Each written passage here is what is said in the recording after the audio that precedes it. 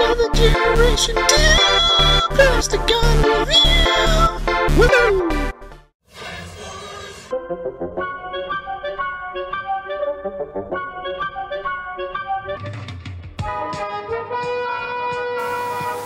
In the world of Generation 2, the Autobots are peacefully living on Earth, taking care of business and trying to build up the city.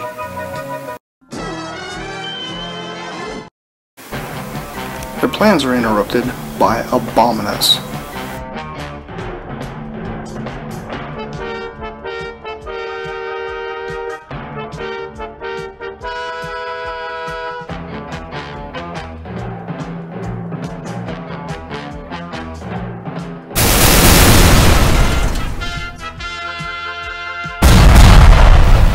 Abominus begins to wreak havoc as the Autobots decide to call for help. On a nearby planet, there's a small base set up there. Countdown and the other Autobots are busy trying to prep the other rocket.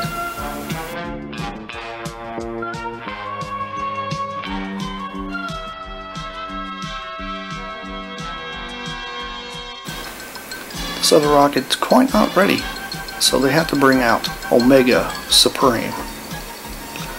Omega Supreme gets the order to go ahead and launch to go help out his Autobot buddies on Earth.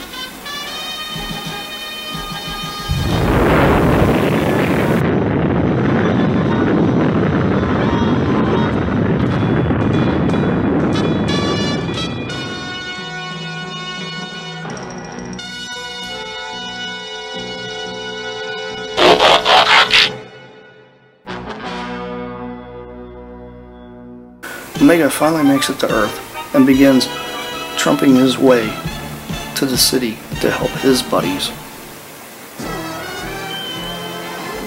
Abominus catches eye of this and tries to fire off a round. Omega's claw grabs him and slams him to the ground.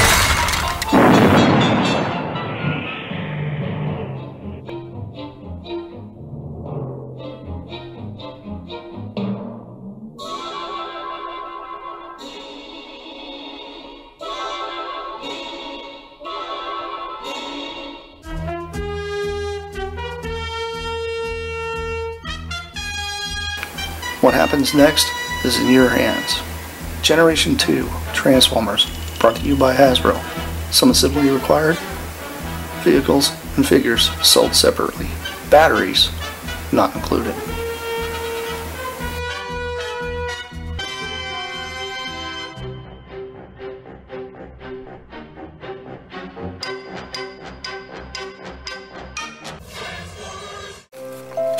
Generation 2 Omega Supreme, brought to you by Coca-Cola. Remember, save the polar bears this winter.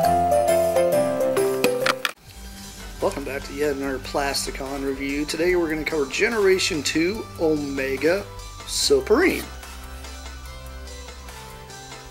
Out for the holidays, there is Generation 2 Omega Supreme. He is completely awesome. Omega Supreme actually holds a very special place in my collection.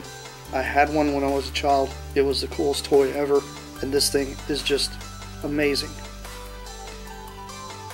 Obviously, it's got its entire track mode, and it's got the entire central base, along with the large rocket that it launches. Not to mention the tank. Taking a closer look at Omega Supreme's tank, it is fairly large. This is a very, very large vehicle, especially for G2. This entire thing actually is motorized and geared, so if you were playing with this thing as a child, you couldn't move the turret unless you clicked it back a little bit, and then you could. You just literally click it back one little click, and then you can move it around, and then it will do its little bobbing up and down thing without actually engaging the motors to keep it from actually stripping out, because this toy is motorized. Takes 2 AA batteries to go on the inside. Not to mention the gold plastic going on here. I don't know if it's a gold plastic barrel. It's pretty cool. It's got these other large cannons here on either side that, they got a little bit of articulation in this mode, but not much. You actually can extend them if you want to. It is part of the transformation, but you can do that in order to fire them off at a higher level, but it kind of retracts the cannon when you do that. It does have these nice big treads that do not move. These are not moving treads, they are big plastic things. It actually has a set of wheels under here, along with a set of motorized wheels with little bitty rubber grips. It's very cool, it's very awesome. I do love this thing. This thing's very hefty, especially once you get the batteries in here. It's very, very cool. I love this thing. It makes my eyes so giddy. And just the colors, it's just like this screams Christmas, guys. Come on. This is a very Christmassy type of toy. Especially if you're going to make them go around the tree, like we're about to do right now.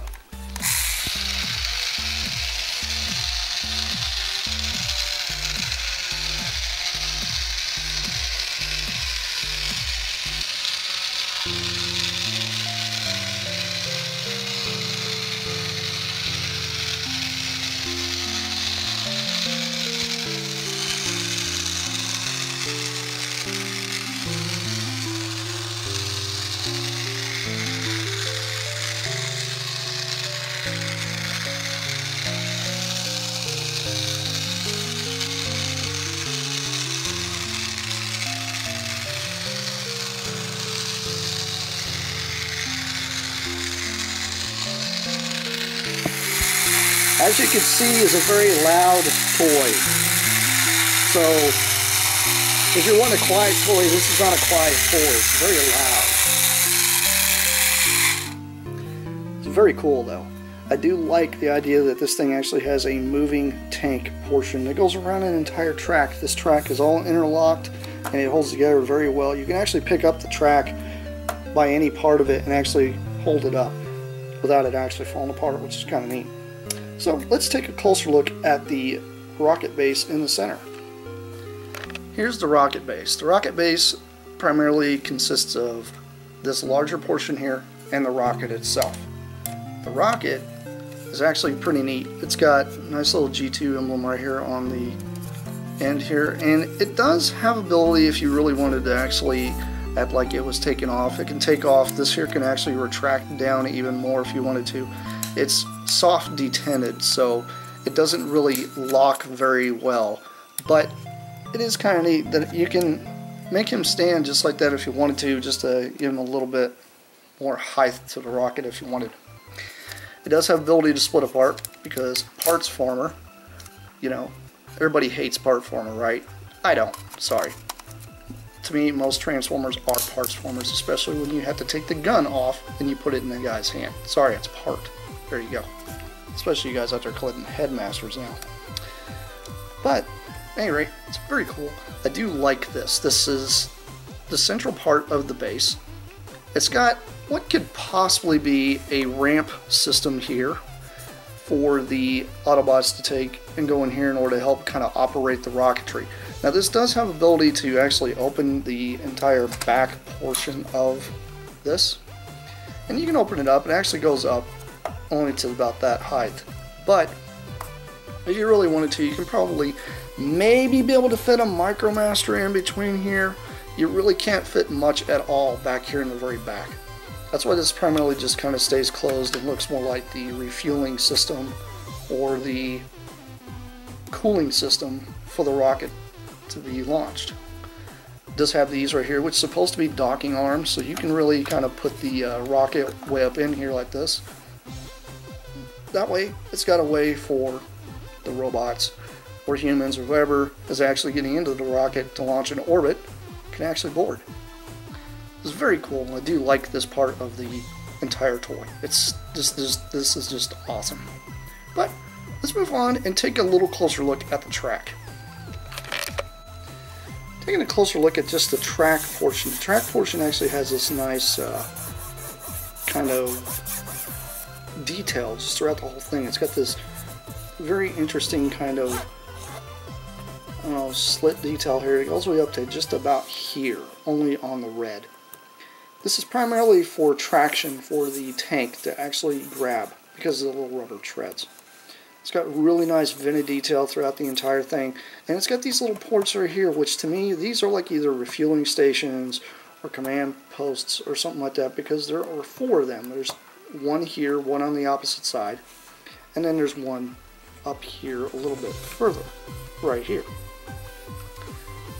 Very neat, and I do like the idea that this whole thing is red, and this is like that nice teal.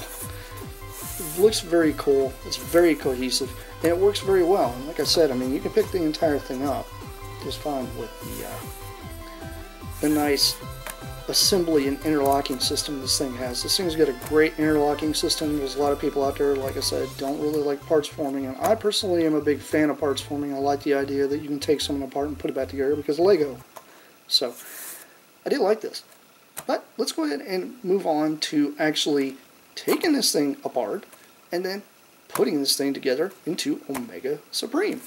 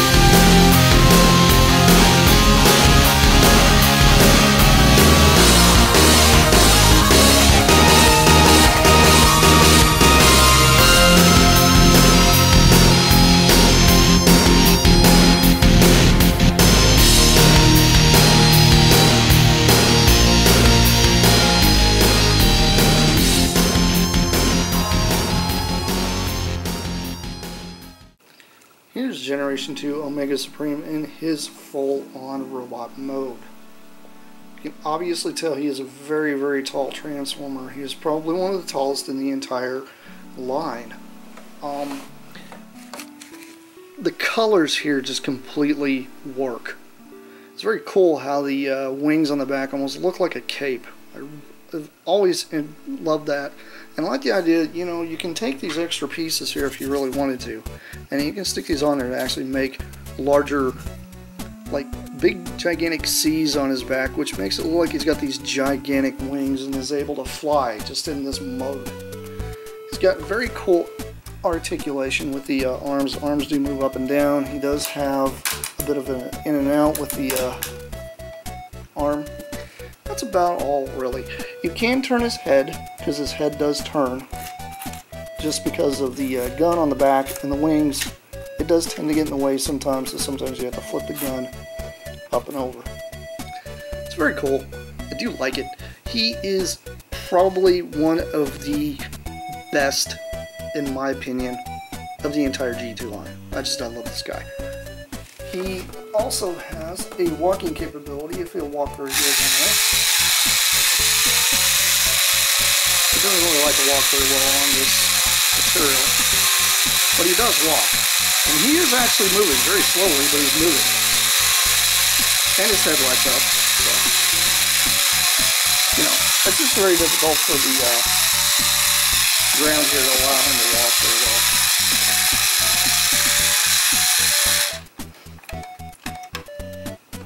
Like I said, he's probably one of the loudest Transformers you're ever going to have in your entire collection. Next to maybe, I'd say, Galvatron or Soundwave, or even if you have a Triptychon, he's pretty loud too. Skylynx is actually the, I wouldn't think he's as loud as this guy, but this guy's always been very loud to me. I do like him, he's very cool. He does happen to have a opening claw now, considering he's got the nice gold plastic going on here with the opening claw, which is kind of nice. So he is able to kind of grip maybe a few smaller Transformers, nothing big, but he is very cool. I do like the idea of the blaster cannons right in the middle of it. He is just awesome. I love Generation 2 Omega Supreme. He is cool, and you guys need to catch more of this stuff because I have plenty more coming. Give you guys a bit of a size comparison. Here's a bit of a size comparison next to Generation 2 Abominus, G2 Laser Rod, Soundwave, and G2 Skids. It all works. It's very cool. He is probably the coolest thing that I actually have. I love this guy. He is definitely got a place in my heart because he's just very cool. You guys catch more of this stuff because I'll actually have more coming your guys' way. This has been Plasticon. This has been the NR G2 review because, you know, awesome. Because G2 is awesome. I'll catch you guys around. Bye!